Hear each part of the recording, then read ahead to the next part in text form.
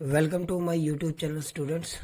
Last class में हम लोगों ने बेसिक अकाउंटिंग के बारे में सीखा था। वो फर्स्ट चैप्टर था, एक तरीके का फाउंडेशन, आप कह सकते हैं एक फाउंडेशन चैप्टर था वो। अगर आपको उसकी बारीकियां समझ आई हैं तो आपको ये चैप्टर भी समझ आएगा। और इसको भी आप एक फाउंडेशन चैप्टर ही बोले, ठीक है। पता नहीं स्कूल में ये चैप्टर के ऊपर इतना फोकस क्यों नहीं देते, बट ये चैप्टर बहुत इंपॉर्टेंट है। आप जब भी अपनी ग्रेजुएशन पोस्ट ग्रेजुएशन करेंगे कॉमर्स के अंदर, ठीक है, तो इस चैप्टर की रेलेवेंसी इतनी है। अभी रिसेंटली मैंने जो है एक एग्ज़ाम दिया था, ठीक है जी, वो सीबीएसई जूनियर अकाउंटेंट का एग्ज़ाम था। उस एग्ज़ाम के अंदर 10 क्वेश्चन डायरेक्टली इस चैप्टर से आए हुए थे, जिसका नाम है थ्योरी बेस ऑन अकाउंटिंग। तो जो भी थ्योरीज है, प्रिंसिपल है, आप कह सकते हो कंसेप्ट है, पोस्टुलेट्स है, वो सारे के सारे हम इसके अंदर डिस्कस करेंगे, ठीक है जी। अगर आपको ये चैप्टर समझ आएगा तो आपको ये भी समझ आएंगे कि बाकी के जो प्रैक्टिकल्स हैं उनके अंदर हम ये सारी चीज़ें क्यों मानते हैं। हम ना अपनी लाइफ में बहुत सारी चीज़ें करते हैं जहाँ पे हम एजम्पशन करते हैं, एज्यूम करके चलते हैं कि हाँ ऐसा होना चाहिए, ऐसा होना चाहिए। बट हर चीज़ के पीछे ना एक कारण होता है, एक रीजंस होता है। तो ये वो रीजंस बताएगा कि क्यों अकाउंटिंग के अंदर कुछ चीज़ें हम फॉलो करते हैं, क्यों हम मान के चलते हैं कि ऐसा होना चाहिए या नहीं होना चाहिए, ठीक है जी। जैसे कि देखो, अगर आप इस चैप्टर के ओवरव्यू के बारे में समझें तो क्या कहता है कि the importance of accounting theory क्या है। इसका मतलब ये नहीं कि बहुत ज़्यादा इम्फोसाइज कर रहा है, ठीक है, थ्योरेटिकल एस्पेक्ट पर। कहने के लिए थ्योरी है, बट अगर आप इसको समझेंगे ना तो ये बहुत सारी चीज़ें प्रैक्टिकल सेंस में आपको समझाएगा। जो अकाउंटिंग की थ्योरीज है, आप उसको प्रिंसिपल्स भी कह सकते हैं, आप उसको कंसेप्ट भी कह सकते हैं, रूल्स भी कह सकते हैं। आप ये कह सकते हैं कि जनरल गाइडेंस है जो एक दिन के अंदर डेवलप नहीं हुई है, जो ओवर द प्रैक्टिस टाइम करके, मतलब by the passing of time धीरे धीरे लोगों ने इसको इवॉल्व किया, इसकी ज़रूरत महसूस हुई, तो अलग अलग टाइप के प्रिंसिपल सिद्धांत बनते चले गए। सिद्धांत माने जो किसी फैक्ट्स के बेस पे, फिगर के बेसिस पे सिद्ध हो चुके हैं, ठीक है। तो जब किसी चीज़ को प्रमाणित कर दिया जाता है, वेरीफाई कर दिया जाता है साइंटिफिक टर्म में, तो हम उसको प्रिंसिपल कह देते हैं। तो अकाउंटिंग के अंदर प्रिंसिपल का क्या रोल है कि अकाउंटिंग के अंदर प्रिंसिपल का रोल है कि वो हर चीज में ना यूनिफॉर्मिटी लेकर आता है, ठीक है। तो अगर अकाउंट के अंदर यूनिफॉर्मिटी नहीं है, अकाउंट के अंदर कंसिस्टेंसी नहीं है, तो उसका कोई फायदा नहीं है। अकाउंट्स हमेशा ऐसा नहीं चाहिए जिनमें एक रूपता हो, यानी कंसिस्टेंसी हो, ठीक है, जो यूनिफॉर्म हो, तभी आप उसका जो है एक तरीके का कंपैरिजन कर सकते हैं। अगर आपके अकाउंट जो है कंपेरेबल नहीं है, अगर अकाउंट्स कंपेयर नहीं किए जा सकते, तो उसका कोई फायदा नहीं है। लास्ट क्लास में मैंने आपको दो चीज़ें बताई थी कि कंपैरिजन में ना दो चीज़ें बहुत इंपॉर्टेंट होती है। या तो हम उसका कंपैरिजन टाइम बेसिस पे करते हैं, या हम उसका कंपैरिजन क्रॉस बेसिस पे करते हैं। क्रॉस बेसिस पे मेरा मतलब है कि जब एक company number A company B से अपना कंपैरिजन करती है तो उसको क्रॉस सेक्शनल एनालाइज कहते हैं। एक टाइम बेसिस पे एनालाइज होता है, जिसको मान लीजिए कंपनी अपने प्रॉफिट्स का कंपैरिजन 2023 के प्रॉफिट का कंपैरिजन 2024 के प्रॉफिट से करना चाहती है। तो जब इस तरीके का कंपैरिजन कहते हैं तो उसको टाइम बेसिस पे कहते हैं। एनी हाउ, कि जितने भी प्रिंसिपल्स हैं, जितने भी कॉन्सेप्ट्स हैं, रूल्स हैं, इन सबका मेन मोटिव है कि अकाउंट्स में यूनिफॉर्मिटी है और अकाउंट हमारे कंसिस्टेंट रहे, ताकि उसका कंपैरिजन हो पाए। अब देखिए, ये जो एक डेफिनेशन आपके सामने दे रखी है institute of chartered accountant of India की, which is the regular body of standardisation of accounting policy. एक तरीके की रेगुलाइज बॉडी है, ठीक है, जो अकाउंटिंग पॉलिसीज को बनाती है। इन्होंने काफ़ी सारे स्टैंडर्ड्स भी दे रखे हैं, उसको भी हम आगे क्लास में चर्चा करेंगे, ठीक है। तो अब देखते हैं इसके अंदर किस तरीके के क्या क्या रूल्स हैं और क्या क्या कंसेप्ट हैं। उससे पहले एक छोटी सी टर्म्स बता देता हूँ जिसको शॉर्ट में फॉर्म में बोलते हैं गैप। देखो, इसका नाम तो गैप है, लेकिन इसका पर्पस गैप नहीं है। इसका पर्पस गैप को ख़त्म करना है, ठीक है। इसका पर्पस है गैप को ख़त्म करना। इसको बोलते हैं जनरल एक्सेप्टेड अकाउंटिंग प्रिंसिपल, यानी कि ये जो यूनिवर्सली, जो जनरली एक्सेप्ट किए जाते हैं अकाउंटिंग वर्ड में, जहाँ पे भी अकाउंटिंग का काम होगा, ठीक है, इन प्रिंसिपल को जनरली एक्सेप्ट किया जाएगा और हमारे अकाउंट्स में यूनिफॉर्मिटी इंक्रीज करेंगे। देखिए क्या कहता है कि जनरल एक्सेप्टेड अकाउंटिंग प्रिंसिपल क्या है। It refers to the rules और गाइडलाइंस। एक तरीके के रूल्स हैं, एक तरीके की गाइडलाइंस है जो अडॉप्ट किए जाते हैं for recording and reporting the business transactions, यानी बिजनेस ट्रांजेक्शन को रिकॉर्ड करने के लिए और बिजनेस की जितनी भी ट्रांजेक्शन है उसको प्रेजेंट करने के लिए, ठीक है, उनको प्रेजेंट करने के लिए, रिकॉर्ड करने के लिए इनको बनाया जाता है। उसको हम जनरल एक्सेप्टेड अकाउंटिंग प्रिंसिपल कहते हैं। जब भी आप अकाउंटिंग फाइनेंशियल स्टेटमेंट को प्रेजेंट करेंगे ना, आपको फाइनेंशियल स्टेटमेंट मैंने लास्ट क्लास में बताया था कि बेसिकली फाइनेंशियल स्टेटमेंट क्या चीज़ है। फाइनेंशियल स्टेटमेंट में ना हम दो चीज़ों के बारे में बात करते हैं। एक तो हमारी कंपनी ने एक सर्टेन टाइम के अंदर कितना प्रॉफिट एंड लॉस कमाया, ठीक है। दूसरी चीज़ हम इसके अंदर बनाते हैं बैलेंस शीट, ठीक है। बैलेंस शीट क्या बताती है, कंपनी की एसेट्स के बारे में बताती है कि कंपनी की संपत्ति कितनी है। दूसरी चीज़ हम लोगों को बताती है कि कंपनी की लाइबिलिटीज़ कितनी है। तो इसको बोलते हैं इन शॉर्ट में फाइनेंशियल स्टेटमेंट। तो फाइनेंशियल स्टेटमेंट जब हम बनाते हैं उसको प्रेजेंट करने के लिए उससे रिलेटेड रिकॉर्ड्स, जो भी रिकॉर्ड्स हैं उनको जब हम अपनी जो बुक्स हैं या कंप्यूटर पर रिकॉर्ड करते हैं तो हम कुछ सर्टेन प्रिंसिपल को ना एज्यूम करके चलते हैं कि ये प्रिंसिपल अगर हम मानेंगे तभी हमारा अकाउंट्स अच्छे से बन पाएगा। तो उसको हम जनरल एक्सेप्टेड अकाउंटिंग प्रिंसिपल कहते हैं। अभी एकदम से आपको समझ नहीं आएगा, मैं धीरे धीरे आपको ना सारे के सारे प्रिंसिपल समझाऊंगा, तब आपको समझ आएगी बात को, ठीक है। आप इनके ना अलग अलग टर्म्स हैं, जैसे इसको प्रिंसिपल के नाम से भी जाना जाता है, इसको आप कंसेप्ट भी कह सकते हो, इसको आप कन्वेंशन भी कह सकते हो। कन्वेंशन मतलब होता है रीति रिवाज, ठीक है। पोस्टुलेट्स भी कह सकते हो, एजम्पशंस भी कह सकते हो, और मॉडिफाइंग प्रिंसिपल भी कह सकते हो। मॉडिफाइंग क्यों कह रहा हूँ, क्योंकि इनको टाइम रहते रहते हम चेंज करते रहते हैं। जैसे जैसे टाइम पास होता रहता है, बदलता रहता है, तो हम इन प्रिंसिपल के अंदर चेंज कर सकते हैं। इसके प्रिंसिपल ना फिजिक्स केमिस्ट्री जैसे प्रिंसिपल नहीं है जो कभी भी चेंज नहीं हो सकते। इसके principle as per the requirement of time, जैसे जैसे टाइम बदलता रहता है ये प्रिंसिपल चेंज होते रहते हैं, ठीक है। आई होप यहाँ तक आपको समझ आ गया होगा। अगर कुछ भी नहीं समझ आए तो आप मेरी दो बातें याद रखिए कि अकाउंटिंग कंसेप्ट्स का मतलब क्या है। अकाउंटिंग जो थ्योरीज है वो हमको क्या बता रही है, हमें कुछ प्रिंसिपल्स बता रही है, कुछ कंसेप्ट्स बता रही है, जिनको हमें एज्यूम करके चलना है ताकि हम अपने अकाउंट्स को अच्छे तरीके से बना पाएँ, उसमें कंसिस्टेंसी ला पाएँ और उसके अंदर जो है यूनिफॉर्मिटी लेकर आ पाए, ठीक है। ये दो बातें हैं। अब देखिए क्या कहता है कि जो हमारे जनरल एक्सेप्टेड अकाउंटिंग प्रिंसिपल है, ठीक है, have evolve over the long time, यानी कि एकदम से नहीं बने, काफ़ी लंबे समय से धीरे धीरे करके बने हैं।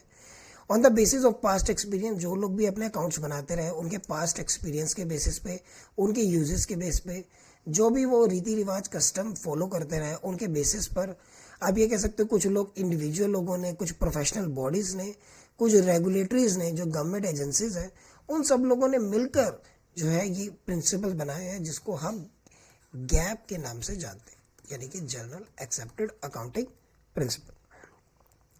कहता है कि however this principle are not static in nature, as I already told you कि ये प्रिंसिपल ना कुछ जो है एग्जैक्ट साइंस वाले प्रिंसिपल नहीं है, ठीक है। जैसे एग्जैक्ट साइंस क्या चीज़ होती है कि अगर कोई प्रिंसिपल है, जैसे लॉ ऑफ ग्रेविटी है, अगर लॉ ऑफ ग्रेविटी को आप यूज़ करके देखेंगे तो वो इंडिया में भी वही रिजल्ट देगी और वो अमेरिका में भी वही रिजल्ट देगी, तो वो यूनिवर्सल प्रिंसिपल है। लेकिन जो अकाउंट के प्रिंसिपल है ना, ठीक है, वो यूनिवर्सल नहीं है, वो टाइम के according as per the situation change होते रहते हैं। तो सिर्फ बोल रहा है कि जो प्रिंसिपल गैप प्रिंसिपल है ये स्टैटिक नहीं है। स्टैटिक नहीं है तो इसका क्या मतलब है कि ये डायनामिक है, ठीक है जी। तो these are the consistently introduce by change in legal social, यानी कि जो समाज की लीगल चीज़ें हैं, जो सोशल समाज में परिवर्तन हो रहे हैं, जो हमारी अर्थव्यवस्था है, इसके जितने भी इन्वायरमेंटल फैक्टर्स हैं, as well as the need of the user, यानी कि जो अकाउंट्स को बना रहा है उसके यूज़र की नीड्स के अकॉर्डिंग जो है ये चीज़ें चेंज होती रहती हैं। अब इन जनरल जो भी अकाउंटिंग हम लोग क्या पढ़ रहे हैं, हम अकाउंटिंग की थ्योरीज पढ़ रहे हैं। अकाउंटिंग की थ्योरीज में हम क्या पढ़ रहे हैं, अकाउंटिंग के प्रिंसिपल पढ़ रहे हैं। प्रिंसिपल वो चीज़ होती है जो सत्य के बेस पर सिद्ध होती है, ठीक है, इतनी बात समझ आएगी। अब अकाउंटिंग प्रिंसिपल में भी हम दो चीज़ें पढ़ रहे हैं। अकाउंटिंग प्रिंसिपल में वो दो चीज़ें कौन सी हैं, एक तो है अकाउंटिंग कंसेप्ट्स और एक अकाउंटिंग कन्वेंशंस। अब कंसेप्ट और कन्वेंशन में क्या डिफरेंस होता है तो इसके बारे में भी चर्चा कर लेते हैं। ठीक है, कंसेप्ट क्या है, refers to the necessary assumption, आपको अवश्य तौर पर ये मानकर चलना पड़ेगा, ठीक है, आपको अवश्य तौर पर ये मान्यता लेकर चलनी पड़ेगी तभी आपके अकाउंट्स बन पाएंगे। तो ये कुछ नेसेसरी एजम्पशंस हैं, कुछ आइडियाज़ हैं, ठीक है, कुछ अकाउंटिंग प्रैक्टिसेस हैं जिनको आपको मान के चलना पड़ेगा तभी आपके अकाउंट्स पूरे हो पाएंगे। दूसरी टर्म्स है यहाँ पे कन्वेंशन, जिसको हिंदी में बोलते हैं परिपाटी।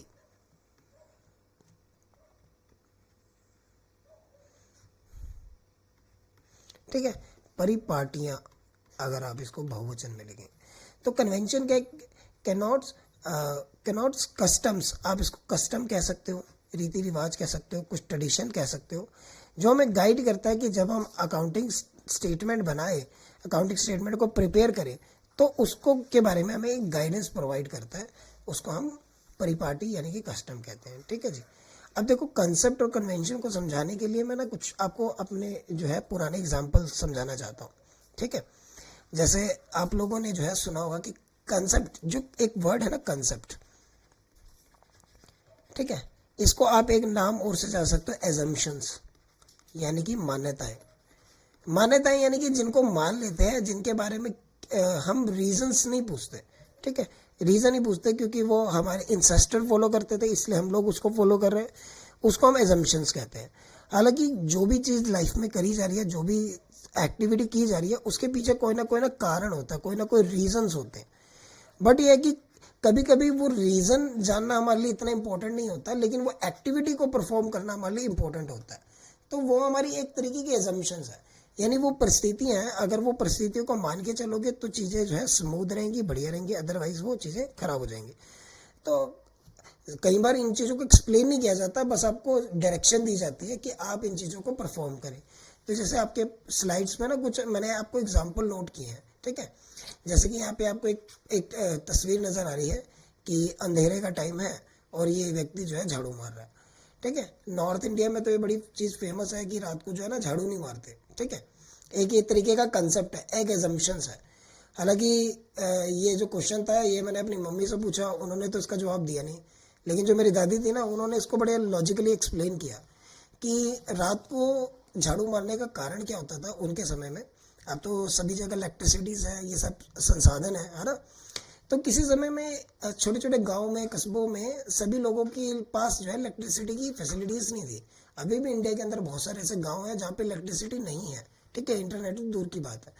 तो यहाँ पे रात को झाड़ू ना मारने का कारण ये होता था कि अंधेरे के अंदर बहुत सारे छोटे छोटे पार्टिकल्स हो सकता है वो आपको हिट कर जाए, या कोई इंसेक्ट हो सकता है। ठीक है, कोई एनिमल्स, छोटे छोटे एनिमल्स या कुछ कीड़े मकोड़े हो सकते हैं जो आपके झाड़ू के तिनके के कारण मर सकते हैं, है ना।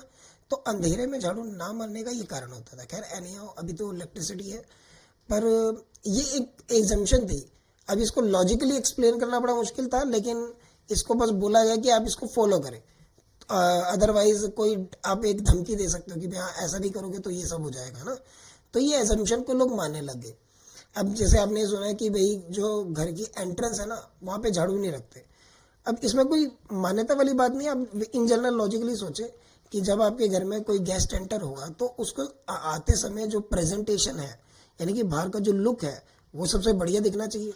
अगर वहाँ पर जो है एक झाड़ू वो देखेगा तो एक इम्प्रेशन अच्छा नहीं पड़ेगा ना। तो ऐसी चीज़ें जो है ना एक सीक्रेट लोकेशन, यानी कि एक अलग लोकेशन पे रखी जानी चाहिए।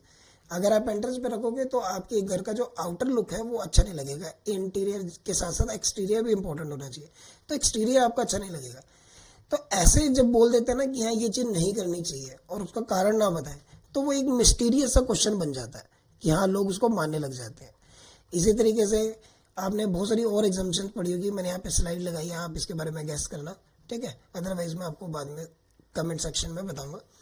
तो कहने का मतलब यह है कि कंसेप्ट और एग्जाम्पशन यह है कि जो लंबे समय तक ना लोग प्रैक्टिस करते आए हैं और उसके बेसिस पर जो है लोगों ने अकाउंट्स बनाने स्टार्ट कर दिए। अब इतना जो मैं आपके सामने बार बार बात कर रहा हूँ कि कंसेप्ट, एग्जाम्पशंस, तो वो है कौन सी, तो वो एग्जाम्पशंस के बारे में मैं एक्सप्लेन कर रहा हूँ। हर एजम्पशन बहुत इंपॉर्टेंट है, हर एजम्पशन बहुत इंपॉर्टेंट है, और छोटे छोटे बहुत सारे वर्ड्स हैं जो मैं यहाँ पे एक्सप्लेन करूँगा। ठीक है, तो बड़े पीसफुली अब तरीके से आप इसको सुने, बड़े कंसंट्रेशन से सुने। एक एक एजम्पशन के बारे में हम लोग जानकारी करेंगे। जैसे कि बिजनेस एंटिटी कंसेप्ट है, मनी मेजरमेंट कंसेप्ट है, गोइंग कंसर्न कंसेप्ट है, अकाउंटिंग पीरियड है, कॉस्ट कंसेप्ट है, ड्यूअल एस्पेक्ट है, ड्यूअलिटी भी बोलते हैं इसको। इसके अलावा रियलाइजेशन और रिवेन्यू रिकग्नाइजेशन कंसेप्ट है, मैचिंग कंसेप्ट है, फुल डिस्क्लोजर, कंसिस्टेंसी, कंजर्वेटिज्म जिसको हम बोलते हैं prudence, materiality concept and objectivity concept. So these are और आर कंसेप्ट्स। ठीक है, ये कंसेप्ट्स ना मतलब +1 क्लास से लेकर जहाँ तक भी आप कॉमर्स पढ़ेंगे, ठीक है, मास्टर लेवल या उससे अब तक, वहाँ पर इस चैप्टर की जो है बहुत रेलेवेंसी है।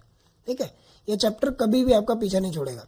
ठीक है। ये चैप्टर हर तरीके के सिलेबस में आएगा, जहाँ जहाँ कॉमर्स का जिक्र होगा, जहाँ जहाँ कॉमर्स के क्वेश्चन पूछे जाएंगे, वहाँ पे इन कंसेप्ट के बारे में जिक्र 200% होगा। तो आप इन चीज़ों को अच्छे से समझिए कि इनका क्या मतलब है। एक एक चीज़ को हम लोग एक्सप्लेन करते हैं, एक एक कंसेप्ट को, ठीक है जी। तो सबसे पहले जो कंसेप्ट आप लोगों को स्लाइड पे दिख रहा है, ये है हमारा बिजनेस एंटिटी कंसेप्ट, ठीक है। देखिए, बिजनेस एंटिटी कंसेप्ट, एंटिटी का मतलब मैंने आपको लास्ट क्लास में बताया था, इसका मतलब होता है पहचान, ठीक है। जैसे कि दो व्यक्ति हैं, ठीक है, एक पर्सन है, मान लीजिए मिस्टर दमन, और एक दमन की कंपनी है, तो उसको बोलते हैं दमन एंड सन्स कंपनी, ठीक है। ये दोनों की दोनों चीज़ें ना इस कंसेप्ट के अकॉर्डिंग अलग पहचान रखती हैं। ये एक अलग पर्सनैलिटी है और ये एक अलग पर्सनैलिटी है, इन दोनों को हम मर्ज नहीं कर सकते, ठीक है। मिस्टर ए एक अलग व्यक्ति है और मिस्टर ए की जो कंपनी है वो अलग चीज़ है। इन दोनों की अपनी अलग अलग एंटिटी है, अलग अलग पहचान है। तो बिजनेस एंटिटी कंसेप्ट भी कहता है कि जो बिजनेस है ना, business has distinct and separate entity from its owners, यानी कि जो कंपनी के मालिक हैं या एक व्यापार, एक बिजनेस के जो मालिक हैं, उनकी एक अलग पहचान है और उनके बिजनेस की एक अलग पहचान है। It means for the purpose of accounting, यानी जब भी हम अकाउंटिंग करेंगे, जितने भी नाना प्रकार के हम अकाउंट्स बनाएंगे, उसमें बिजनेस अलग है और उसके जो ऑनर्स हैं उनको एक अलग सेपरेट एंटिटी माना जाता है, ठीक है, उनको अलग माना जाता है। अब इस एक एग्जांपल समझिए कि when a person bring some money as a capital, capital क्या चीज़ होती है जी? कैपिटल वो मनी होती है जिसको यूज़ करके एक बिजनेस को स्टार्ट किया जाता है। हिंदी में इसको बोलते हैं पूंजी। पूंजी वो अमाउंट है, ठीक है, जिसको आप अपने बिजनेस स्टार्ट करने के लिए लगाते हैं। तो when a person bring some money, जब कोई पर्सन कैपिटल लेकर आता है बिजनेस स्टार्ट करने के लिए, ठीक है, उसको वो अकाउंट्स में रिकॉर्ड करता है। तो अकाउंट्स में रिकॉर्ड करता है, देखो एक ना बैलेंस शीट नाम की चीज़ पढ़ेंगे हम आगे, अभी हम उसकी चर्चा नहीं कर रहे, ठीक है। बैलेंस शीट में ना दो साइड्स होती है, एक लायबिलिटी साइड और एक एसेट साइड, ठीक है। इन शब्दों के बारे में मैं चर्चा कर चुका हूँ कि एसेट्स क्या होते हैं, लायबिलिटी क्या होती है। लायबिलिटी मतलब जो बिजनेस ने किसी का अमाउंट देना है, तो लायबिलिटी की साइड में ही हम लोग कैपिटल को रिकॉर्ड करते हैं। कैपिटल यानी कि पूंजी। क्यों रिकॉर्ड करते हैं? अब ये कैपिटल का मतलब क्या है? बिजनेस स्टार्ट करने के लिए जो पैसा लगाया है, किसने लगाया होगा? बिजनेसमैन ने लगाया होगा, ठीक है जी, बिजनेसमैन ने ही लगाया होगा ना बिजनेस स्टार्ट करने के लिए, और बिजनेस है भी उसी का। लेकिन फिर भी लायबिलिटी साइड में क्यों लिख रहे हैं? क्यों? बिजनेस एक अलग पहचान है और बिजनेसमैन अलग है।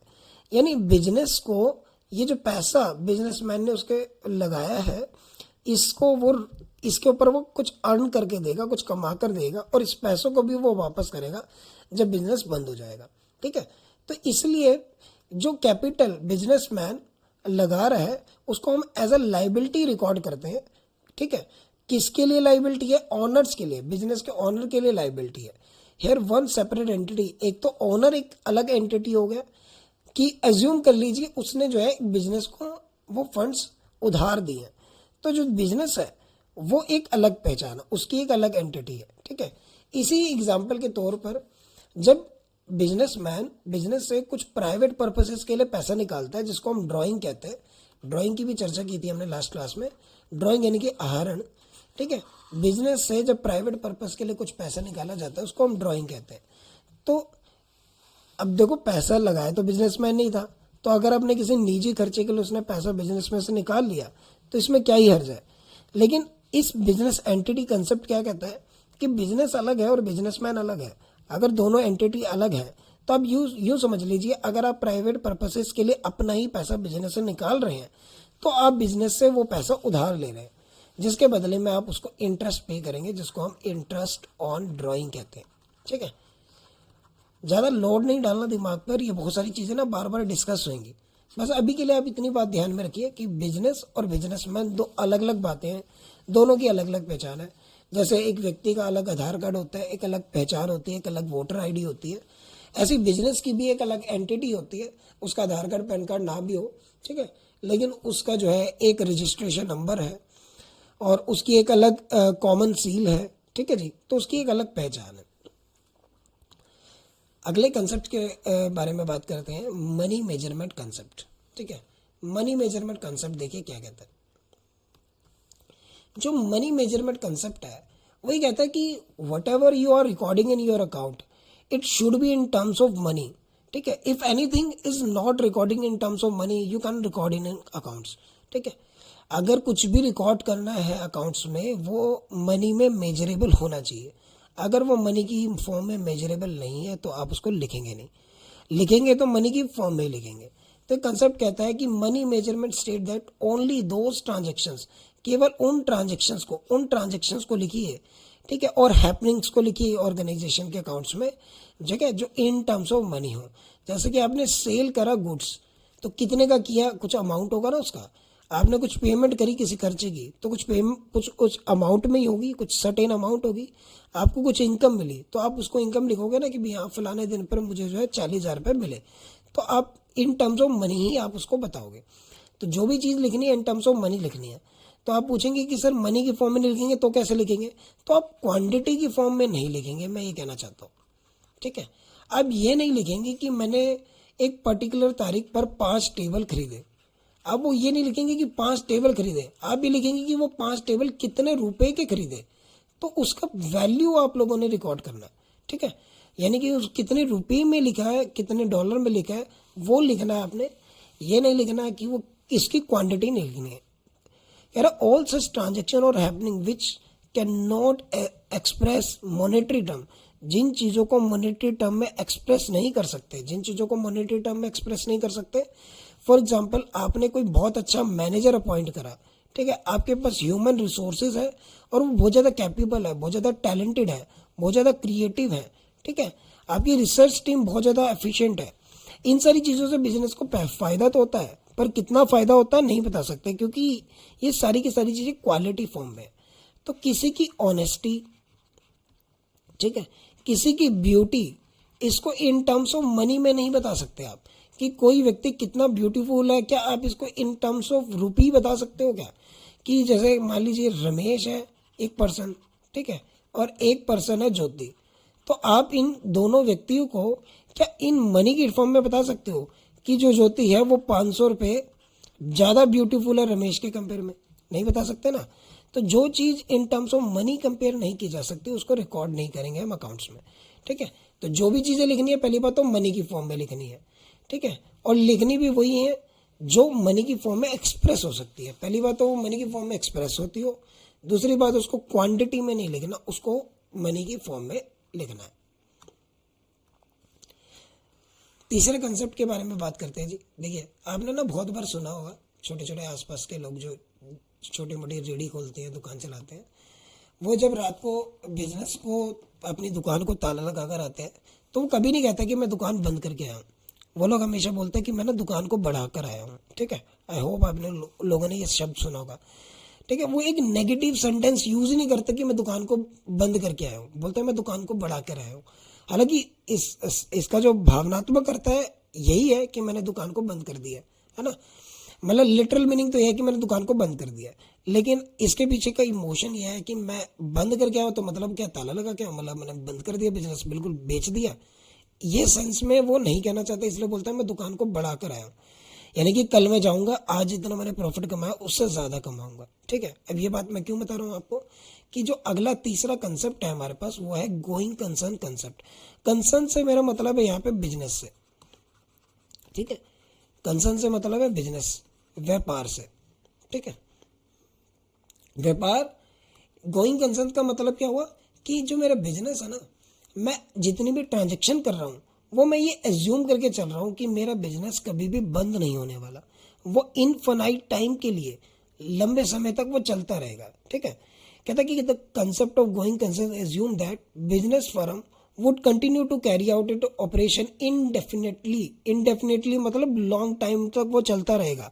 It wouldn't be possible to liquidate, वो बिजनेस बंद ही नहीं होने वाला।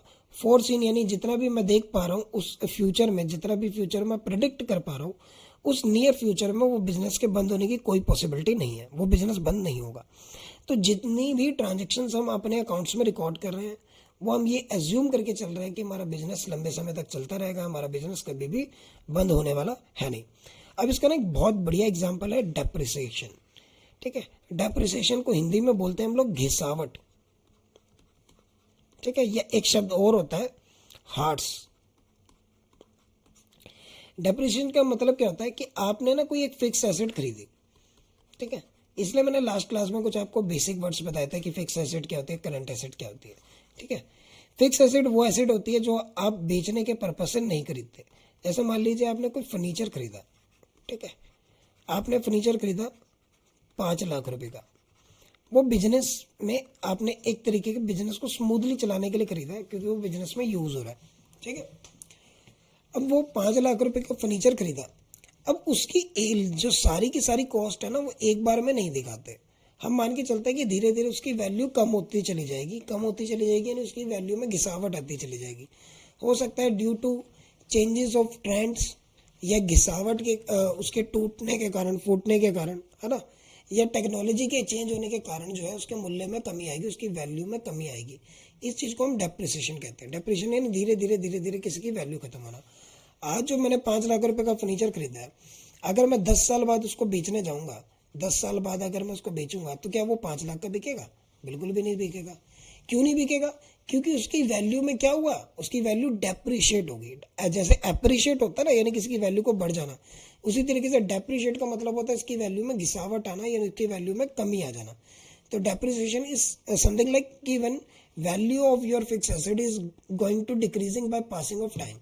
जैसे जैसे धीरे धीरे टाइम बीता चला जाता है, जो प्रोडक्ट की वैल्यू है वो कम होती चली जाती है, उसको डेप्रिसिएशन कहते हैं। अब ये जो 5 लाख रुपए का खर्चा है ना, ये हम एक साथ नहीं दिखाते अपने प्रॉफिट एंड लॉस अकाउंट में। इसको ना हम 5 किस्तों में बांट लेते हैं। जैसे 5 लाख रुपए का फर्नीचर है, मैं मान के चलता हूँ कि ये 5 साल तक चलेगा। 5 साल बाद मुझे इस फर्नीचर को बदलना पड़ेगा। तो एज्यूम कर लीजिए कि हर साल 1 लाख रुपए का खर्चा हो रहा है मेरा फर्नीचर के ऊपर। अब ये 5 साल आपने ज्यूम कर लिया कि भाई 5 साल तक हम इसके 1-1 लाख रुपए का खर्चा जो है धीरे धीरे करके एडजस्ट करते रहेंगे। क्या आपको पता था आपका बिजनेस 5 साल तक चलेगा? नहीं पता था। फिर आपने ये ट्रांजेक्शन कैसे करी? आपने मान के चला कि मेरा जो बिजनेस है वो लंबे समय तक चलता रहेगा, मेरी जो कंसर्न है वो गोइंग रहेगी, ठीक है। मेंबर में come, member men go, but company going forever. लोग आते रहेंगे, लोग जाते रहेंगे, लेकिन हमारा बिजनेस कभी भी बंद नहीं होगा। नए नए लोग आएंगे, पुराने पुराने लोग रिटायर होंगे, लेकिन हमारी जो कंपनी है वो कभी भी बंद नहीं होगी। इसी को हम गोइंग कंसर्न कंसेप्ट कहते हैं, ठीक है जी। अगला कंसेप्ट देखिए, accounting period concept. Accounting period concept हम लोगों को क्या बताता है? अकाउंटिंग पीरियड कंसेप्ट हमें कहता है कि अगर देखो आपको अपने अकाउंट्स को कंपेयर करना है ना, अगर अकाउंट्स को कंपेयर करना है, मान लीजिए फर्म एक्स को अपना अकाउंट का कंपैरिजन फर्म वाई से करना है, तो वो तभी पॉसिबल है अगर ये भी 1 साल का अकाउंट्स बना रहा है और ये भी 1 साल का अकाउंट्स बना रहा है। अगर ये अकाउंट बना रहा है मान लीजिए 3 मंथ्स का, और ये अकाउंट्स बना रहा है मान लीजिए 2 साल का, 2 ईयर्स का, तो कोई कंपैरिजन पॉसिबल ही नहीं है। कंपैरिजन के लिए दोनों चीज़ों का इक्विवेलेंट होना ज़रूरी है। अगर आप कोई कंपटीशन करना चाहते हैं तो दोनों बच्चे आप मान लीजिए 7th क्लास में से ले लीजिए, दोनों बच्चे ग्रेजुएशन में से ले लीजिए, तो दोनों का स्टैंडर्ड तो बराबर होना चाहिए ना, तभी तो कंपैरिजन हो सकता है। तो अकाउंटिंग पीरियड कंसेप्ट भी ये बोलता है कि जो आप अकाउंट्स बना रहे हो ना, वो एक पीरियड के बीच का होना चाहिए, ठीक है, एक पर्टिकुलर टाइम के बीच का होना चाहिए। या तो वो क्वार्टरली हो, यानी 3 मंथ्स हो, या वो सेमी ईयरली हो, ठीक है, 6 महीने का हो, या वो ईयरली हो। यूजुअली आपको पता है कि जो अकाउंट्स बनाए जाते हैं वो ईयरली बनाए जाते हैं। इंडिया के अंदर जो अकाउंट्स बनाए जाते हैं वो फाइनेंशियल ईयर बोलते हैं उसको, ठीक है, जो कि स्टार्ट होता है 1 अप्रैल से लेकर 31 मार्च तक। इसको हम फाइनेंशियल ईयर बोलते हैं। कई कंट्री के अंदर जो है फाइनेंशियल ईयर नहीं फॉलो किया जाता, कई कंट्री के अंदर कैलेंडर ईयर फॉलो किया जाता है। अब कैलेंडर ईयर क्या होता है कि जब 1 जनवरी से लेकर आप अकाउंट बना रहे हो 31 दिसंबर तक, तो इसको बोलेंगे आप कैलेंडर ईयर। लेकिन जब आप 1 अप्रैल से लेकर 31 मार्च तक आप अकाउंट्स बना रहे हो, तो इसको बोलेंगे फाइनेंशियल ईयर। तो इंडिया के अंदर जो कंपनी एक्ट है, कंपनी एक्ट 2013 है, या इनकम टैक्स एक्ट 1961 है, ये दोनों के दोनों एनुअल बेसिस पर चलते हैं। यहाँ पर आप जो टैक्स भरते हो, वो भी जो भी टीडीएस भर रहे हो, वो भी पूरे साल के हिसाब से चलता है। जो कंपनी अपनी रिटर्न्स जमा कराती है, कंपनी अपने अकाउंट्स बनाती है, अकाउंट्स में आप फाइनल अकाउंट कहते हैं लोग, कंपनी के अकाउंट्स को ना फाइनल अकाउंट्स कहते हैं, ठीक है। तो कंपनी के जो फाइनल अकाउंट्स होते हैं वो पूरे साल के बेसिस पर बनते हैं, पूरे साल के बेसिस पे अकाउंट बनाए जाते हैं। तो कुल मिला के पूरी पिक्चर का मतलब ये है कि अकाउंटिंग पीरियड कंसेप्ट ये कहता है कि अगर दो फर्में अपने बीच में कंपैरिजन चाहती हैं तो ये बहुत ज़रूरी है कि वो अपने अकाउंट्स जो बना रही है वो एक पूरे पर्टिकुलर ईयर के बनाए, यानी कि एक फर्म 1 साल का बना रही है तो दूसरी फर्म भी 1 साल का बनाए। अगर एक फर्म 6 महीने का बना रही है और दूसरी 2 साल का बना रही है तो कोई भी कंपैरिजन पॉसिबल नहीं है। तो अकाउंटिंग पीरियड कंसेप्ट हमें इस बारे में बताता है। ठीक है, अगला कंसेप्ट देखिए, कॉस्ट कंसेप्ट। ठीक है, अभी तक मैं आपको 4 कंसेप्ट के बारे में बता चुका हूँ। ठीक है, आई होप आपको समझ आ गए होंगे।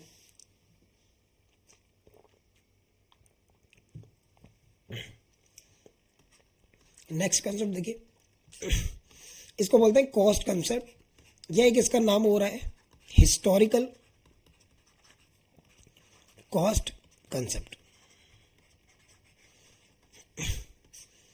देखिए, आज जो मैंने कुछ संपत्ति खरीदी, मान लीजिए मैंने आज कोई मोबाइल खरीदा, ठीक है, वो मोबाइल मैंने खरीदा 80,000 रुपये का।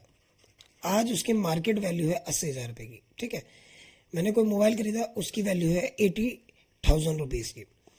आज मैंने वो खरीदा और मैंने अपने अकाउंट्स में उसको लिखा 80,000 रुपीज़ का। ठीक है, कल के दिन मुझे कोई न्यूज़ आती है और पता चलता है कि ये जो 80,000 रुपये का मोबाइल था ना, इसकी वैल्यू मार्केट में 50,000 आएगी। कंपनी ने कोई नई टेक्नोलॉजी लॉन्च कर दी और इसको डिस्पेंडेंट कर दिया, यानी अब इस तरीके के प्रोडक्ट बनने बंद हो जाएंगे। ठीक है, जो चीज़ 80,000 रुपये की थी अब बाजार में उसकी कीमत 50,000 रुपये है। अगर बेचने जाओगे तो 50,000 रुपये मिलेंगे, इससे ज़्यादा नहीं मिलेंगे। ठीक है, तो कल मैंने खरीदा था 80,000 रुपये का, आज होगी उसकी कीमत 50,000 रुपये। तो मैं जब इसको अपने अकाउंट्स में रिकॉर्ड करूँगा तो मैं किस बेसिस पे करूँगा? ठीक है, ये मेरे लिए एक बड़ा मुद्दा है। तो ये जो वैल्यू है जिस दिन मैंने उसको खरीदा वो तो है मेरे लिए बुक वैल्यू, उसको बोलते हैं बुक वैल्यू। और जो उसके दिन प्रतिदिन प्राइजेस चेंज हो रहे हैं या आफ्टर अ ईयर और 2 ईयर्स, कुछ भी कह लो, लेट से 1 ईयर से लेकर एंडलेस तक उसके जो प्राइजेस चेंज हो रहे हैं उसको बोलते हैं मार्केट वैल्यू। जब मैंने खरीदा था तब क्या वैल्यू थी, वो बुक वैल्यू है। आज मैं बेचने जा रहा हूँ तो क्या वैल्यू है, वो उसकी मार्केट वैल्यू है। तो कॉस्ट कंसेप्ट ये कहता है कि जिस दिन जो चीज़ जितने रुपए में आपने खरीदी उसको आप उस रुपए में ही दिखाएं, उतने रुपए में ही दिखाएं। बाजार में जो उसके प्राइजेस में चेंजेस आ रहे हैं उसको आप कंसीडर ना करें। The cost concept required that all assets are recorded in the books of accounts at their purchasing price, यानी जितने में आपने उसको खरीदा उस पे आपको वो सारी की सारी एसेट्स को दिखाना है। विच इंक्लूड, अब उसके अंदर क्या क्या कॉस्ट आती है, जैसे कितने में खरीदा आपने, कॉस्ट ऑफ एक्विजिशन मतलब कितने में खरीदा। दूसरा, खरीदने के बाद उसको अपने घर तक या फैक्ट्री तक लेकर आए हो तो ट्रांसपोर्ट में, रास्ते में भाड़ा कितने का दिया। उसके बाद मान लीजिए कोई ऐसी चीज़ है जिसको ना कमरे में इंस्टॉल करवाना था, जैसे आटे की चक्की होती है तो उसको पूरे कमरे में एक सेटअप देना पड़ता है, तो उसको इंस्टॉल करवाने में कितना खर्चा किया। ये सारे के सारे खर्चे आप मिला दोगे तो वो उसकी एसेट्स की बुक वैल्यू बन जाएगी। ठीक है, उस एसेट को बोलेंगे उसकी बुक वैल्यू। तो उसको बुक वैल्यू पर रिकॉर्ड करना है हम लोगों ने, ना कि बाजार में एट द प्रेजेंट उसका क्या प्राइस है उस पर रिकॉर्ड करना है। The concept of cost is historical in nature as it some time which has been paid at the date of, मतलब डेट ऑफ एक्विजिशन पे मैंने जो पे करा, does not change year after year. कई बार हो सकता है कि वो चेंज हो ही ना, लेकिन कई बार हो सकता है वो धीरे धीरे चेंज हो जाए।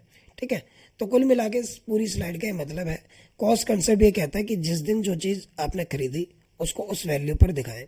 बाजार के जो परिवर्तन है वो आप अपने अकाउंट्स में रिकॉर्ड नहीं कर सकते। हालांकि लेटर स्टेजेस पे हम एक तरीके की अकाउंटिंग पढ़ेंगे जिसको ना हम इन्फ्लेशन अकाउंटिंग कहते हैं, पर वो अभी नहीं, वो पूरे एमकॉम MBA के टाइप का कंसेप्ट है कि इन्फ्लेशन अकाउंटिंग क्या होती है, वो तब की तब देखेंगे। फिलहाल के लिए अभी आप ये समझ लीजिए कि अकाउंट्स में जो भी चीज़ खरीदी है उसको बुक वैल्यू पर दिखाना है, यानी जिस दिन खरीदा उस पर दिखाना है, जो उसके चेंजेस है उसको आप इग्नोर मारें। अगली क्या बात कह रहा है जी, देखिए समझिए, ये है हमारी ड्यूल एस्पेक्ट कंसेप्ट। ड्यूल का मतलब क्या था, जैसे ड्यूल सिम होता है ना, यानी कि एक मोबाइल में 2 सिम डाल सकते हो, उसी तरीके से ड्यूल एस्पेक्ट क्या कहता है कि 2 डबल, यानी कि हर एंट्री, हर ट्रांजैक्शन के 2 प्रभाव पड़ेंगे। एटलीस्ट कह सकते हो आप कि कम से कम 2 प्रभाव पड़ेंगे। 2 प्रभाव यानी कि कुछ आएगा और कुछ जाएगा। ये तो मेन कंसेप्ट था किसका, फादर ऑफ अकाउंटिंग का, लूका पैसियोला की जो बुक थी। ठीक है, लूका पैसियोला की बुक में हमें क्या मिला था, सबसे पहले डबल एंट्री सिस्टम का जिक्र मिला था। वो क्या कहता था कि हर एंट्री के दो प्रभाव पड़ते हैं, अगर कुछ डेबिट हो रहा है तो कुछ क्रेडिट हो रहा होगा, कुछ आ रहा है तो कुछ जा रहा होगा, यानी कुछ आ रहा है तो कुछ जा रहा होगा। ड्यूअल एस्पेक्ट एक फाउंडेशन है, एक बेसिक प्रिंसिपल अकाउंटिंग का, ठीक है। कोई भी ट्रांजेक्शन इस कंसेप्ट के बगैर अधूरी है, ठीक है। It provide every basis of accounting transaction जो भी है वो बुक्स में लिखी जा रही है, वो इसलिए लिखी जा रही है, जितनी भी ट्रांजेक्शन लिखी जा रही है वो इसी आधार पर लिखी जा रही है कि हर एंट्री के दो प्रभाव पड़ रहे हैं। अब मान लीजिए कि मिस्टर एक्स ने, ठीक है, एक कंप्यूटर खरीदा, ठीक है, कंप्यूटर खरीदा जी। मान लीजिए वो कंप्यूटर 2 लाख रुपए का था, अच्छा खासा कंप्यूटर था, बहुत सारी चीज़ें थी उसके अंदर, तो 2 लाख रुपए का था। तो जब ये 2 लाख रुपए का कंप्यूटर खरीदेगा तो मिस्टर एक्स के पास क्या चीज़ आई, कंप्यूटर आया। मिस्टर एक्स के पास गया क्या, 2 लाख रुपए गए। तो ड्यूल एस्पेक्ट कंसेप्ट ये कहता है कि कुछ अमाउंट, कोई चीज़ आपके पास आएगी और कोई चीज़ आपके पास जाएगी। हर एंट्री के दो फोल्ड है, हर एंट्री के दो एस्पेक्ट है।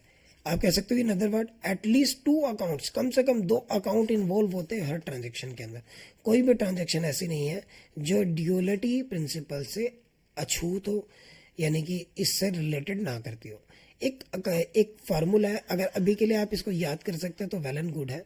बाकी जब मैं इसके इस चैप्टर के ऊपर भी पूरा एक प्रैक्टिकल चैप्टर है, ठीक है, जहाँ पे हम इस फार्मूले को यूज करेंगे, asset is equal to liability plus capital, ठीक है, asset is equal to liability plus capital. तो ये ड्यूअल एस्पेक्ट कंसेप्ट का ही फार्मूला है जिसको हम आगे फर्दर यूज करके आपको समझाएंगे कि बेसिकली ये है क्या चीज़, ठीक है।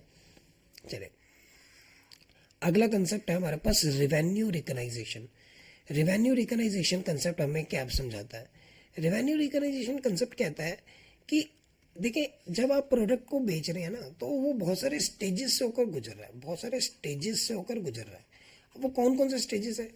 एक होगा कि आपको ऑर्डर मिला कि आपने ये प्रोडक्ट को बनाना है, ठीक है। दूसरी स्टेज होगी कि आप उसको जो है प्रोड्यूस करने लगे, जैसे ऑर्डर मिला आप उसको प्रोड्यूस करने लगे। प्रोड्यूस करने के बाद आपने उस प्रोडक्ट को डिलीवर कर दिया, यानी कि जहाँ पर कस्टमर को चाहिए था वहाँ पे उस प्रोडक्ट की डिलीवरी कर दी। चौथी स्टेज है कि आपको वो कैश मिला, ठीक है। जब भी आपको उस व्यक्ति ने पेमेंट करी, यानी कि कैश दिया या पेमेंट करी, वो मिली।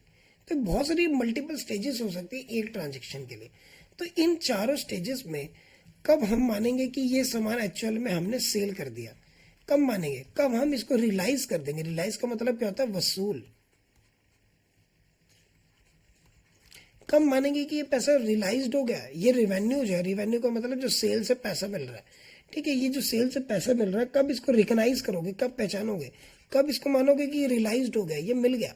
तो ऑर्डर मिलने पर मानोगे, प्रोडक्शन करते समय मानोगे, प्रोडक्ट को डिलीवर कर दोगे तब मानोगे, ये जब कैश पेमेंट मिली तब मानोगे, ठीक है। ये सारी अलग अलग स्टेजेस है। तो कब मानेंगे कि हम ये प्रोडक्ट में हमें पैसा एक्चुअल में मिल गया? तो आप इसको तब अपना पैसा मानेंगे जब टाइटल ऑफ ऑनरशिप, मेरी बात को ध्यान से सुनिए, टाइटल ऑफ ऑनरशिप ट्रांसफर हो जाए, ठीक है। जब टाइटल ऑफ ऑनरशिप यानी कि बिल मेरे नाम से, मेरा वो प्रोडक्ट नहीं रहा, मैंने बिल काट कर आपको दे दिया, मान लीजिए मिस्टर बी को दे दिया, ठीक है। तो अब ये प्रोडक्ट मिस्टर बी का है, अब वो प्रोडक्ट मेरा नहीं है, ठीक है। The concept of revenue recognisation required that revenue of the business transaction should be include in accounting records only when it's realise. जब वो रियलाइज हो जाए तब उसको लिखते हैं, लेकिन उसको रियलाइज कब मानते हैं? जब वो टाइटल ऑफ ओनरशिप ट्रांसफर हो जाता है। अब देखिए ये रेंट मैंने पे करना था, ये रेंट है मार्च 2024 का, ठीक है, rent for the month of March 2024 even if receive in April 2014। मान लीजिए मुझे कोई रेंट पे नहीं, आप इसको रिसीव समझिए, मुझे कोई रेंट मिलना था, कौन से मंथ का? मार्च 2024 का रेंट मिलना था, लेकिन वो मिला कब है? मुझे अप्रैल के महीने में। अभी जैसे मैंने आपको बताया एक ना फाइनेंशियल ईयर होता है, वो 1 अप्रैल से, ठीक है। अब इस केस के अंदर 1 अप्रैल 2024 से लेकर 31 मार्च 2025 होगा, राइट। अब इससे पीछे अगर हम जाते हैं तो मार्च 2024 का रेंट है, लेकिन मिला है मुझे यहाँ पर, तो क्या मैं उसको इस फाइनेंशियल अकाउंट ईयर का मानूंगा? ठीक है, तो इसका आंसर है नहीं, इसको मानूंगा इसके पिछले साल का। ठीक है, कौन से साल का? 2023 और 24 का। कारण कि वो जिस दिन ड्यू हुआ है वो मैटर करता है, जिस दिन वो ड्यू हुआ है वो मैटर करता है, जिस दिन वो रिसीव हुआ है, वो जो रिसीव हुआ है वो मेरे लिए मैटर नहीं करता। Receiving is not matter for me. मेरे लिए मैटर करता है कि वो प्रोडक्ट मेरे को, वो जो ट्रांजेक्शन है वो फॉल किस कैटेगरी में करती है। ठीक है, वो किस कैटेगरी में फॉल करती है, यानी प्रीवियस ईयर में करती है, इस ईयर में करती है। तो जब भी कोई चीज़ ड्यू होती है ना, उस बेस पे डिसाइड होता है कि वो किस अकाउंटिंग ईयर में फॉल करती है। ठीक है, आई होप आपको समझ आ गया होगा। रेवेन्यू रिकॉग्निशन दोबारा से एक्सप्लेन करता हूँ। क्या मतलब है इसका? कि जब कोई चीज़ ड्यू हो जाती है तब उसको लिखते हैं, ना कि इस बेस पे कि जब वो रिसीव हुई है। आप इसको ऐसे भी समझ सकते हैं कि अगर मैंने कोई प्रोडक्ट बेचा तो मैं उसको अपने अकाउंट में तभी लिखूंगा जब उसका टाइटल ऑफ ओनरशिप मेरे को ट्रांसफर हो जाए या मैं किसी को ट्रांसफर कर दूं, चाहे सेल हो परचेज हो, दोनों की जिक्र कर रहा हूँ। तो अगर मैं कोई सामान बेच रहा हूँ तो मैं तब उसको उस दिन उसको तारीख पर लिखूंगा अपनी अकाउंट्स में जिस दिन का मैंने बिल काटा है, इन रिस्पेक्ट कि वो पेमेंट मुझे कब मिली है। ठीक है, वो पेमेंट मुझे कब मिली है ये मेरे लिए मैटर नहीं करता। ठीक है, क्लियर है जी? आगे चलते देखिए, अगला कंसेप्ट है हमारा मैचिंग कंसेप्ट। मैचिंग कंसेप्ट हम लोगों को क्या बताता है? देखिए, मैचिंग कंसेप्ट, मैच का मतलब ये है कि एक साल के अंदर जो भी आप अपने अकाउंट्स बना रहे हो, मान लीजिए मैं एक प्रॉफिट एंड लॉस अकाउंट बना रहा हूँ, एक प्रॉफिट एंड लॉस अकाउंट बनाया, इस तरीके से कुछ अकाउंट बनता है बच्चों, आगे भी हम इसके बारे में चर्चा करेंगे, अभी के लिए आप समझ लीजिए। ठीक है, ऐसा कुछ अकाउंट बनता है। यहाँ भी हम कुछ पर्टिकुलर्स लिखते हैं, यानी कि अमाउंट्स, सॉरी डिटेल्स, यहाँ अमाउंट होगी, यहाँ भी पर्टिकुलर्स और यहाँ अमाउंट भी। अब दो बार अमाउंट, दो बार पर्टिकुलर का मतलब क्या है? ये हमारी डेबिट साइड है और ये हमारी क्रेडिट साइड है। ठीक है जी, इतना समझ आया? तो ये कह रहा है कि मैचिंग कंसेप्ट क्या कह रहा है कि जिस साल के आप एक्सपेंस रिकॉर्ड कर रहे हो ना, उसी साल की आप इनकम रिकॉर्ड करो। ऐसा नहीं होना चाहिए कि एक्सपेंस तो आप रिकॉर्ड कर रहे हो मान लीजिए 3 मंथ्स के, ठीक है, लेकिन जो इनकम है, ठीक है, वो 6 मंथ की कर रहे हो, 6 मंथ की कर रहे हो, तो कंपैरिजन नहीं हो पाएगा, आपको एग्जैक्ट प्रॉफिट एंड लॉस का पता ही नहीं चलेगा। तो अगर आपको प्रॉफिट एंड लॉस एग्जैक्ट पता करने हैं तो दोनों के दोनों जो है एक स्पेसिफिक पीरियड के होने चाहिए। The process of ascertaining the amount of profit, अगर आपको प्रॉफिट के अमाउंट को पता लगाना है या लॉस के अमाउंट को भी, दोनों केसेस लेके चलते हैं। अगर आपको पता लगाना है कि पर्टिकुलर पीरियड के अंदर हमने कितने प्रॉफिट कमाए, कितने लॉस कमाए, तो it is very much important. ठीक है, it involve deduction related expense. एक तो उसी साल के आप एक्सपेंस रिकॉर्ड करें from the revenue during the, यानी जिस साल आपने वो रिवेन्यू अर्न किया, जिस साल आपने वो सेल से पैसा कमाया, उसी साल उससे रिलेटेड खर्चों को आप रिकॉर्ड करें। अगर आप खर्चे रिकॉर्ड कर रहे हैं 2 साल के, ठीक है, लेकिन इनकम रिकॉर्ड कर रहे हैं आप 1 साल की, तो आपके प्रॉफिट पता नहीं चलेंगे। प्रॉफिट पता करने के लिए ये ज़रूरी है कि जो टाइम जोन है, एक पर्टिकुलर टाइम जोन है, ठीक है जी, मान लीजिए 1 मंथ से लेकर 12 मंथ, ठीक है, इन 12 मंथ के बीच के ही खर्चे लिखने हैं और इसी के बीच के में जो इनकम कमाई वो लिखने हैं, तभी आप एग्जैक्ट प्रॉफिट एंड लॉस को पता लगा पाएंगे। ठीक है, तभी आप एग्जैक्ट प्रॉफिट एंड लॉस पता लगा पाएंगे। समझ आया जी मैजिक कंसेप्ट? देखिए, अगला कंसेप्ट क्या है? अगला कंसेप्ट है हमारा full disclosure concept. Full disclosure से क्या मतलब है जी? फुल डिस्क्लोजर से मतलब, डिस्क्लोजर का मतलब होता है बच्चों किसी चीज को ना प्रदर्शित करना, किसी चीज को शो करना, दिखाना। ठीक है, डिस्क्लोजर का ये मतलब होता है। फुल डिस्क्लोजर मतलब है पूरा कंप्लीटली डिस्क्लोज करना। कहता है कि जब हम अकाउंट्स बना रहे हैं ना, अब बहुत सारे आपको पता है कि हम अकाउंट्स क्यों बनाते हैं कि accounting is a language of business. जो भी आप फाइनेंशियल स्टेटमेंट बना रहे हो, क्यों बना रहे हो? क्योंकि इससे कुछ ना कुछ इन्फॉर्मेशन जनरेट होगी। क्यों जनरेट होगी इन्फॉर्मेशन? क्योंकि ये इन्फॉर्मेशन यूज़र यूज़ करते हैं। कौन है यूज़र? इन्वेस्टर्स हैं, लैंडर्स हैं, सप्लायर्स हैं, एम्प्लॉई हो सकते हैं, गवर्नमेंट बॉडीज़ हो सकती हैं, सो मेनी पीपल्स जो हमारे अकाउंट्स को यूज़ करना चाहते हैं। इंटरनल एक्सटर्नल हम क्लास में पढ़े थे। ठीक है जी। अब ये लोग ये नहीं चाहते कि बस आप जो इन्फॉर्मेशन दिखा रहे हो उसमें कुछ छुपाओ, कुछ कंसील करो, ठीक है।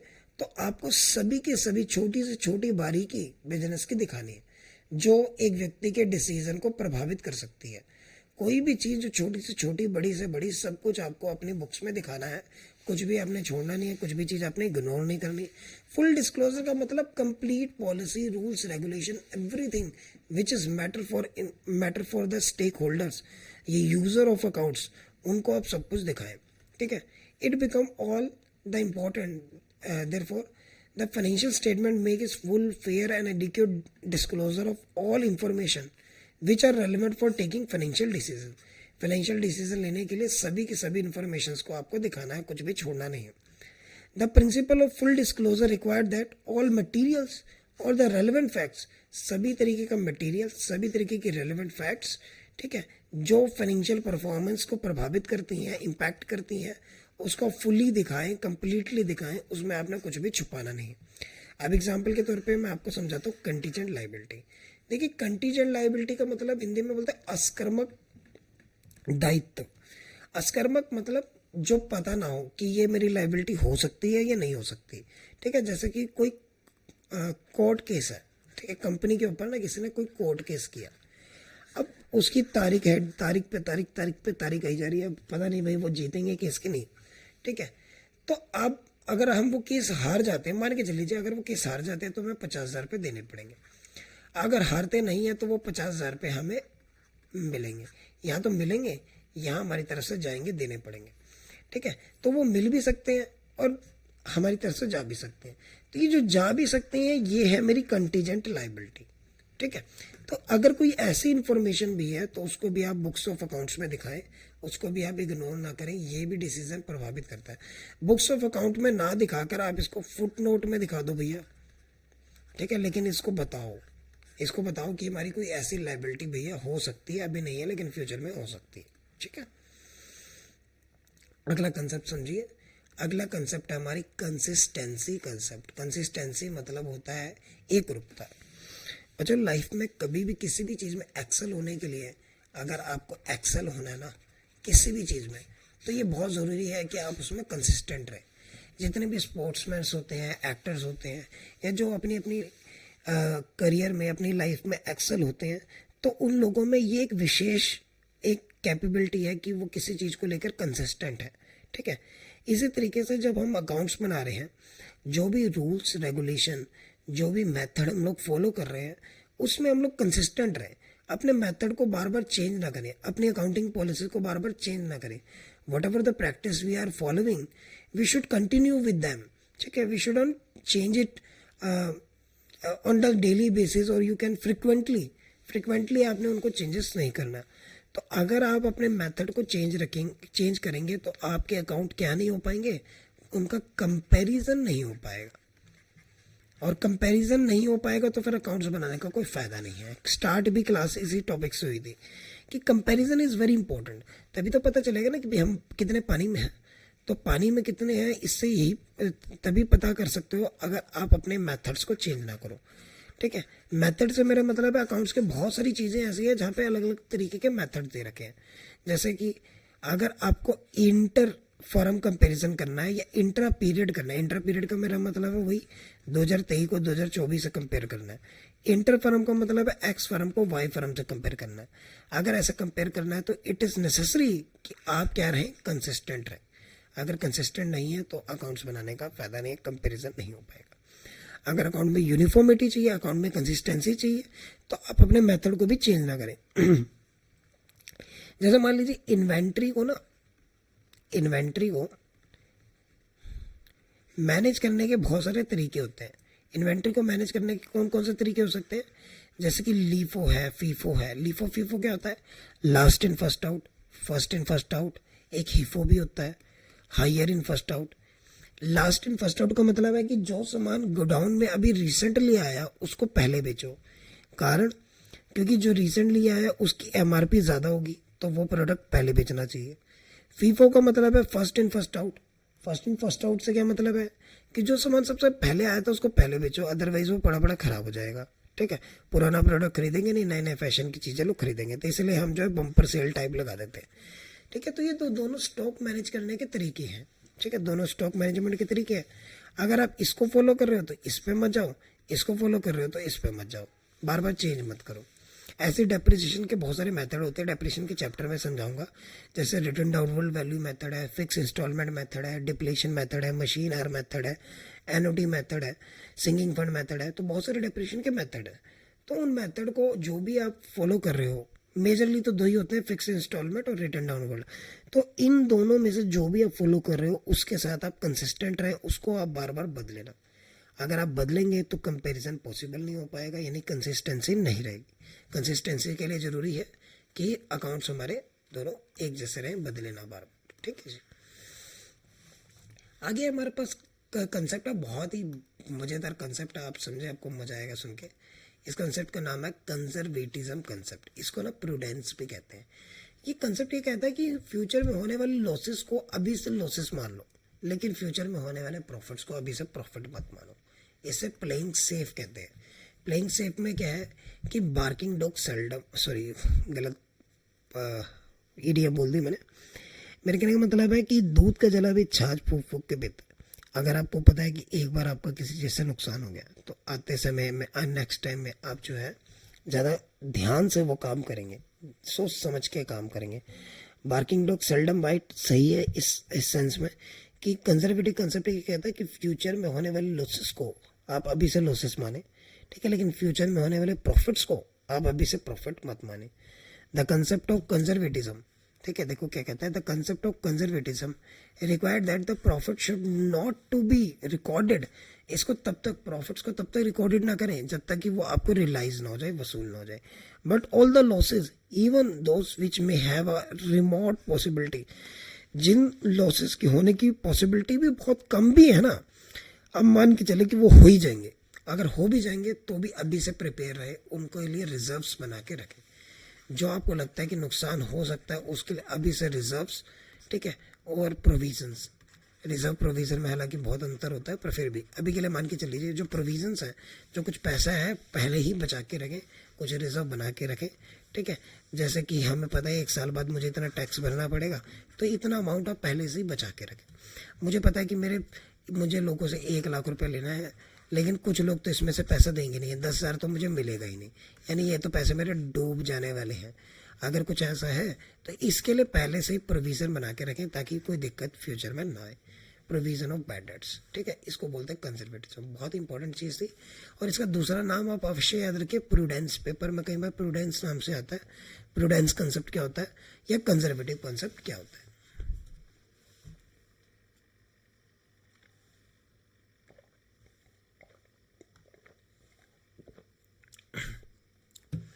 हाँ जी, यहाँ तक समझ आ गया। चलिए अगले कंसेप्ट के बारे में बढ़ते हैं, ठीक है।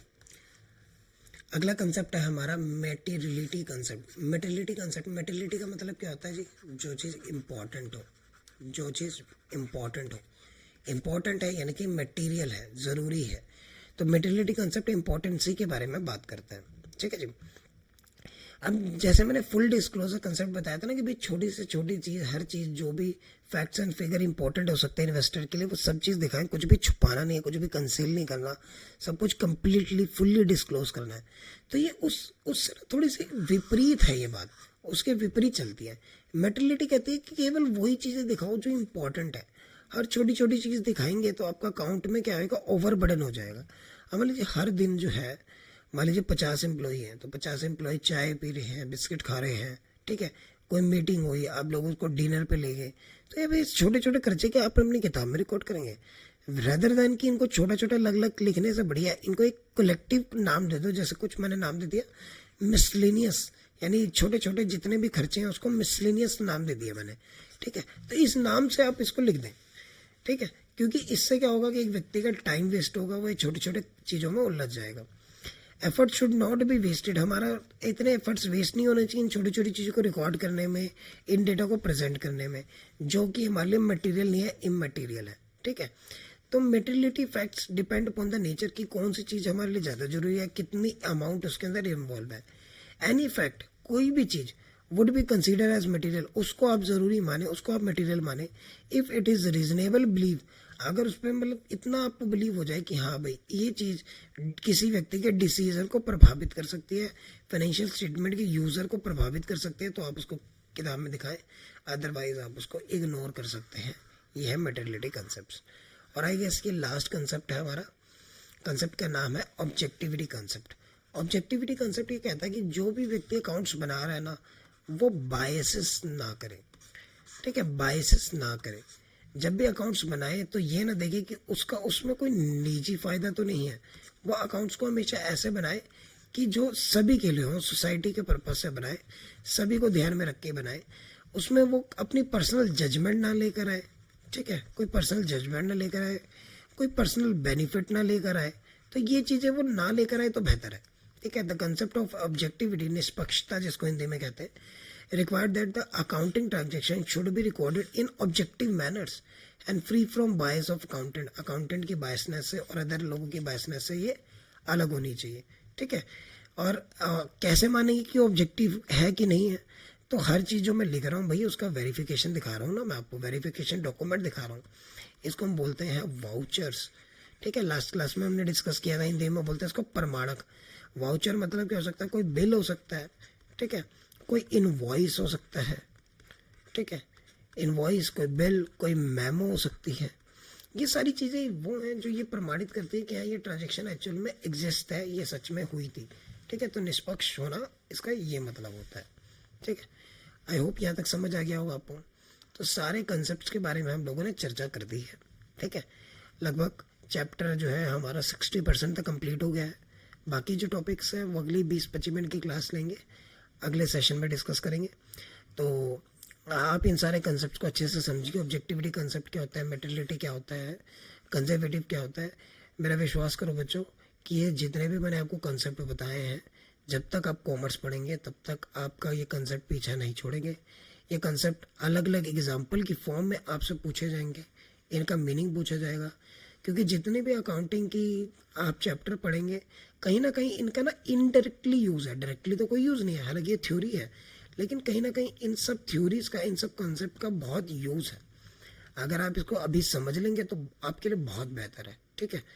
और इसके साथ साथ आप बाकी के जो चैप्टर है वो हम अगली क्लास में पढ़ेंगे। आप इसको रिवाइज कीजिएगा, ठीक है जी। कोई डाउट होगा तो आप मेरे से ज़रूर पूछिएगा, ठीक है। Thank you so much class, thank you so much for listening.